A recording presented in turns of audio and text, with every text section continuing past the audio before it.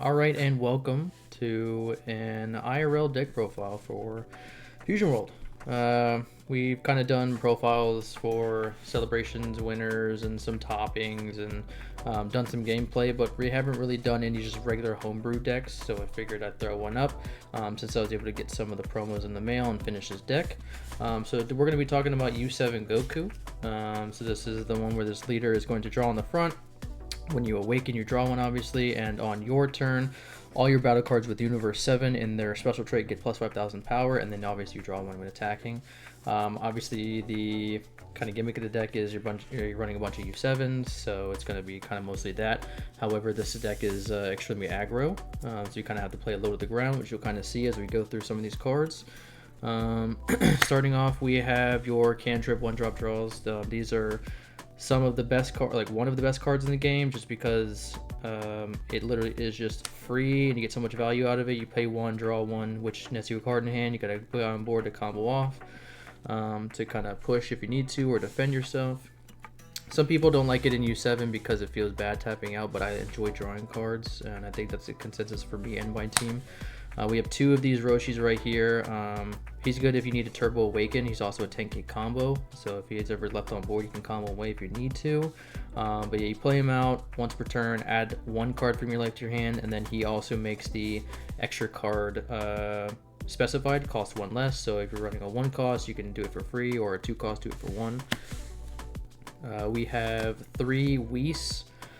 This is kind of cheeky because if you Turbo Awaken yourself, you can actually use this as a 15k to swing at leader if you need to. It's obviously worst case scenario, but for the most part, you just play this. You get rid of a weenie or minus something else by 5. Like you can minus 25 by 5 and then play the 3 cost SR and pop it if you need to. So that's pretty good. And it's a 5k as well, so it just sits there, it does its job, takes care of whatever it needs to. Now obviously the 4 of that kind of goes in here until Broly literally runs the meta and there's no other deck to play against, is 4 Tien Shinhans. This is a U7, so to get a +5, it's a 1 cost 20k. You can't really beat that.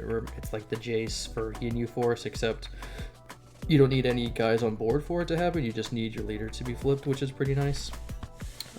Then we run 2 of these Vegetas here. He's a 2 cost 25. You'll kind of see this is kind of the pattern of the deck. Low to the ground, good swings, good pressure. This also, if you swing it at a battle card, becomes a 35, which is nice, so you can take care of larger threats that you, because this deck doesn't have a lot of removal, unfortunately. So 4 of these, it's a 10k combo, but to 25k if anything needs to happen. This is probably like one of the key beaters of the deck for Krillin's here, so it's a take a life on play. And then also gets plus 5,000, so it's a 25k swing, which is pretty nice. It pretty much just dies on opponent's turn. It's a 15k, but whatever, it does its job for a 2 cost. I run 3 of these Celebration Gokus here. It's a U7, so it's 2 cost 25. When it swings, you can choose up to one of your opponent's battle cards with 10k power or less and KO it.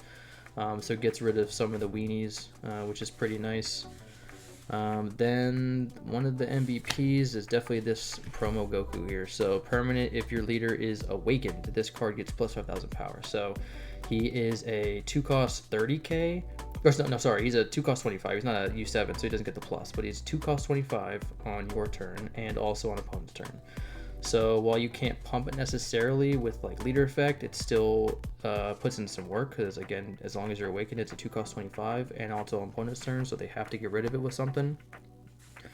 So again, this is very low to the ground, a lot of 2 costs. You do have some of the 3 costs though. We run 4 of the Android 17s. It's a U7, so it's searchable off your extra card. On opponent's turn, it's a 25k. On your turn, it's a 25k. And then you can also take a life if you so need to, if the Krillins and the Roshi didn't do it for you. We run Frost because we're afraid of Ginyu. They are the more aggro deck, so this kind of takes care of that. Basically, you just slap this guy down. Hopefully they don't have the answer to it, but they basically have to set a turn into removing it, so it kind of does its work there. Plus, if you're playing against anything else, it is just a 10k, so you can just easily just combo it off if you need to. I would run more. I don't have them though because of the limited amount of product we have. However, I would probably run 3. I have 2 currently, so that's what we're doing. This card is nuts. You add up to 1 card from your life to your hand, and then you choose a 20k powerless and KO it. And it's a 30k swing with the leader effect. So it's very, very nice. A lot of good pressure. We do run the Seeker Rare at the moment, depending on if this is... Like, I'm going to do some more testing with it, but for right now, it's in there because if I can aggro them down to 1 or even maybe 2 on my turn, I can swing with leader, combo a bunch, and just play this guy out, and then hopefully basically just kill him like that, swing him, burn him to 1, or burn him to 0 rather. So it's kind of there just as like the last minute type push. We run 2 of the Goku SR. It's a double striker. Tapping out feels bad in this deck because you want to play a lot of guys, like turn 5. Like if I can put 3 guys down, like 2 2s and a 1, it probably feels a bit better. But this is also good if you just need to keep them at 2 and just swing a double strike and combo your whole hand. So we do that. Plus it's easy removal. Don't want to clog myself on a lot of 0 costs. I think it's 6 at the moment for what I've got, but I do play a Beerus just for the board wipe. Again, like I said, against Ginyu, against Frieza that has a whole board of blockers and stuff like that, playing this guy down, pitching a card, and then popping all 25 powerlesses and KOing them is pretty nice. 4 super combos, I feel like it's a must, plus it's searchable off the extra cards, so why wouldn't you do it? And then for the last 2 cards, we run 2 of the Assemble representatives. So this is Activate Main. You can do it for free with the Roshi effect, like the 1 cost if you take a life, but you look at top 5, add a U7, bottom like the rest, or on your turn it's a plus 15k. And then we run 2 God Kamis. Your board can easily get wiped, especially since they're like little small guys.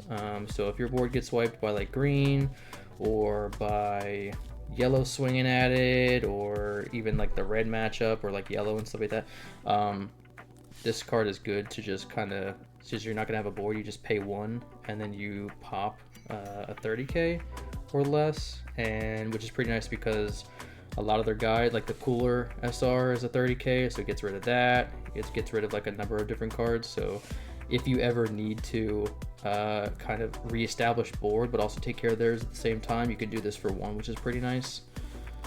So yeah, that is the deck. Definitely going to do some more testing with it. I feel like it could be tweaked just a bit more, but I think those promos are a huge addition to this deck because you really want to stay as low to the ground as possible. And then maybe if you need to, you can push with like some of the SRs, like the double striker and the Beerus and stuff, because they are pretty big. But like I said, tapping out is kind of iffy.